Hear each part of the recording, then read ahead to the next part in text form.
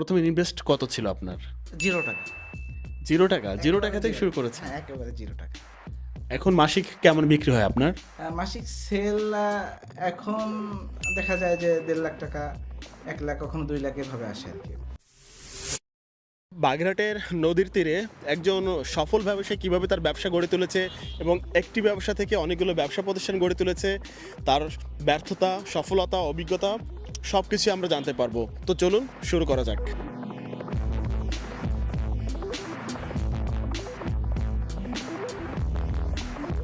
আসসালামু আলাইকুম ভাই। ওয়ালাইকুম আসসালাম।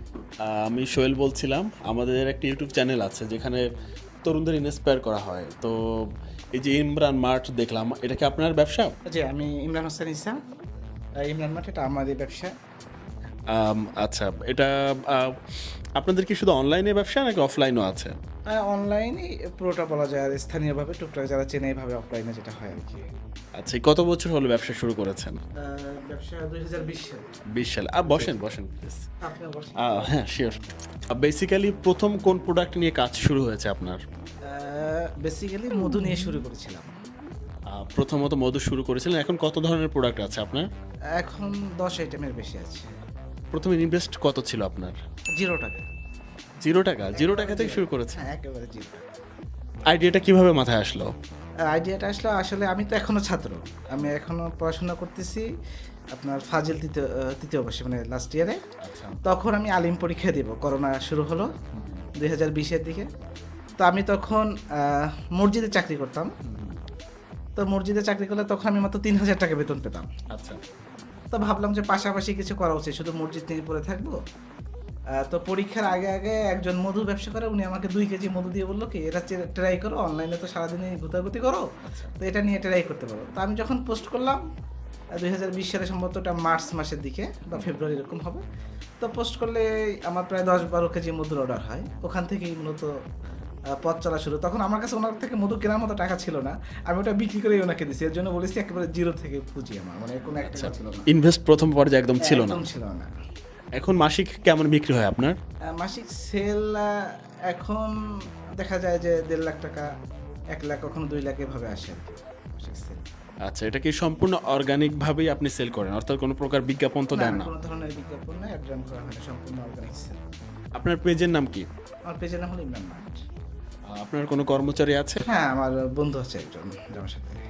এখন ভবিষ্যৎ পরিকল্পনা কি ব্যবসা নিয়ে আপনার? ভবিষ্যৎ পরিকল্পনা হলো এটাকেই বড় করতে চাই। এটাকে দিয়েই থাকতে চাই। এটাকে কিভাবে বড় করা যায় ওটা নিয়েই আরকি চিন্তাভাবনা চলতেছে। এভাবেই আগানোর চেষ্টা করতেছি। মানে এটাকে বড় করাই মূল পরিকল্পনা। এটাকে টার্গেট করেই আছি আরকি। ব্যবসা করতে গিয়ে কখনো কি বাধার সম্মুখীন হয়েছেন? হ্যাঁ, কিছু জায়গায় ছোটখাটো বাধার সম্মুখীন হতে হয়েছে। দেখা গেল যে প্রাথমিক পর্যায়ে যেহেতু আমরা মধু নিয়ে কাজ করছি, ১ম বাধা বলতে গেলে প্রশাসনিকভাবেও যেরকম আমরা যারা ক্ষুদ্র উদ্যোক্তা আছি, তো এদেরকে প্রশাসনিকভাবেও টুকটাক বাধার সম্মুখীন হতে হয়েছে আমাদেরকে। আচ্ছা, এখন তো কোনো ধরনের প্রবলেম নাই। না, এখন ইনশাআল্লাহ কোনো ধরনের ঝামেলা হচ্ছে না।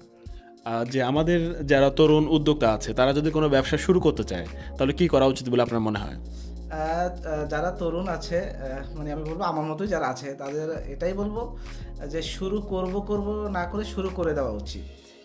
যেরকম আমি ৳0 নেয়া পুঁজি ছিল। এখন আলহামদুলিল্লাহ টুকটাক যেটা সেল হয় আমি চলতে পারতেছি। তো আমি যদি চেষ্টা করতাম বা টার্গেট থাকতো যে করব তাহলে আসলে এখনো করা হতো না। আমি কিন্তু করব না ভেবেই করা শুরু করে দিয়েছি। তাই তরুণ যারা আছে, আমার মতো যারা আছে, আমি তাদেরকে ১ম এ যেটা বলব সেটা হলো করব না ভেবে করা শুরু করে দেওয়া উচিত। আসলে শিখে কখনো কিছু করা যায় না। মানে কিছুটা তো শিখতে হবেই। তারপর আমরা অনেক সময় বলে থাকি যে আসলে মানে পুরো পরিপূর্ণটা বই থেকে শেখা যায় না।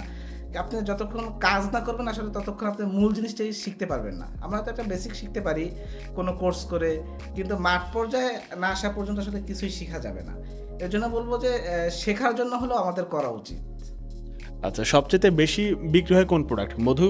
হ্যাঁ, মধু বিক্রি হয়, তবে এখন আমাদের সবথেকে যেটা মূল প্রোডাক্ট সেটা হলো নারিকেল তেল। আমাদের এই বাগেরহাট অঞ্চলের নারিকেল তেল, এটাই মূলত আমার সবথেকে বেশি রানিং প্রোডাক্ট। নারকেল নিয়ে আর কোনো প্রোডাক্ট তৈরি করার বা বিক্রি করার প্ল্যান আছে কিনা? আসলে নারিকেল থেকে তো অনেক প্রোডাক্ট তৈরি করা যায়। তবে আমার এখন আপাতত শুধু তেলটার উপরেই টার্গেট। যেহেতু তেলটার বেশ একটা চাহিদা আছে। আর যেহেতু আমরা রুট পর্যায়ে মানে একেবারে মাঠ পর্যায়ে নিজেরাই কাজ করি। তো দেখা গেল যে একটা প্রোডাক্টের পিছনে সময় দিয়ে আমাদের অন্য পিছনে আর সময় দেওয়া হয় না। যেহেতু আমরাই এটার উৎপাদনকারক। মানে বলতে পারি যে এটার উদ্যোক্তা হিসেবে আমরাই কাজ করার চেষ্টা করতেছি। আচ্ছা। তো মাঠ পর্যায়ে যখন একটা প্রোডাক্ট থাকে আসলে অন্য প্রোডাক্টের বিষয়ে আমরা ওইভাবে সময় দিতে পারি না। এর জন্য মূলত এখন ওইভাবে কোনো টার্গেট নাই। তবে নারিকেল তেলটাই মূলত আমাদের মূল টার্গেট।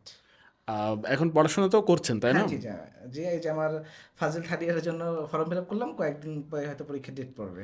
চাকরির প্রতি ইন্টারেস্ট বা কোনো ফ্যাসিনেশন আছে কিনা? চাকরির প্রতি ইন্টারেস্ট এখন বলব যে 1% ও নেই। আগেও তেমন ছিল না, এখনও নাই। মসজিদে চাকরি করতাম, যেটা গত বছরের শুরুর দিকে, 23 সালের শুরুর দিকে ছেড়ে দিয়েছি। তো এখন আর চাকরি করার কোনো ইচ্ছা নাই। আচ্ছা, আর আপনাদের ওয়েব পেজ এখনো তৈরি হয়নি, তাই না? না, ওয়েবপেজ এখনো তৈরি হয়নি। প্রথম পর্যায়ে তো আপনার গ্রামে ছিল ব্যবসা। হ্যাঁ, জি, একেবারে গ্রাম থেকে মানে এতটাই গ্রাম যেখানে আসলে চলাচলের কোনো উপযোগী না। মানে যেটাকে আমাদের বইয়ের ভাষায় হয়তো সাঁকু বলা হয়, আমাদের অঞ্চলে চার বলা হয়। আমাদের অঞ্চলে এখনো মাটির রাস্তা।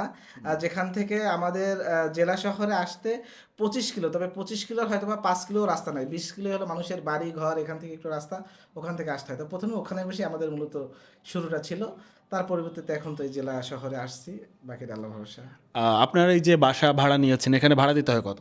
এখানে আমাদের বাসা ভাড়া আসে ৬,০০০ টাকা, ৬,৫০০ টাকা।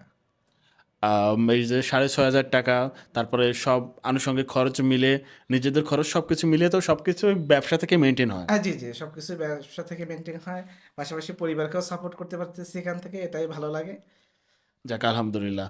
এখন এই ব্যবসার পাশাপাশি অন্য কোনো ব্যবসা শুরু করার প্ল্যান আছে কিনা? এখন আপাতত নেই। এখন ওভাবে ভাবতেছি না। এটাকেই মানে মূলত একটু বড় করার চেষ্টা করতেছি। আচ্ছা, এটাই সম্প্রসারিত করতে হ্যাঁ, চান। হ্যাঁ, জি। আচ্ছা, তো ঠিক আছে, অনেক ভালো লাগলো। আপনার জন্য শুভকামনা রইলো। আপনার ব্যবসা অনেক সুন্দর হোক, আরও সম্প্রসারিত হোক, সেই দোয়া রইলো। আসসালামু আলাইকুম। ওয়ালাইকুম আসসালাম।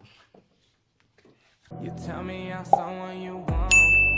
You tell me I'm something you need.